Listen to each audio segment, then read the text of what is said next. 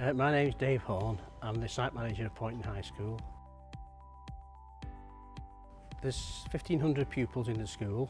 The whole school is quite long, it's nearly a quarter of a mile inside, and it's the only place where from one end to the other you get wet basically when you walk through. Also it's for the kids. The kids have a picnic area type thing where they can eat break time, lunch time. There's also a pod that we call it that serves food. Right from the word go, working along with A&S Landscapes, they were marvellous really.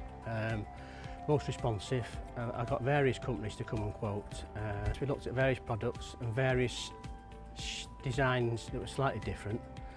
We decided to go with A&S in the end because one, they were the most amiable company to work with. Price wise, they were the best. They seemed to bend over backwards to meet our needs. Aluminium guttering, which is a good thing really, because it's a lot stronger.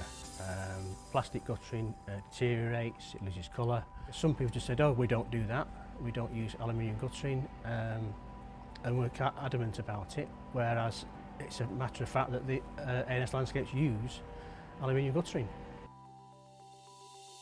A&S Landscapes, right from the word go, were very good with us. Time-wise, they made appointments, they fitted to the appointments very well. If they couldn't make it, they'd let me know. During the job, they even emailed me every day to tell me where they're up to. The team that came and worked are very good, very efficient, just got on with the job, no messing about, which I like.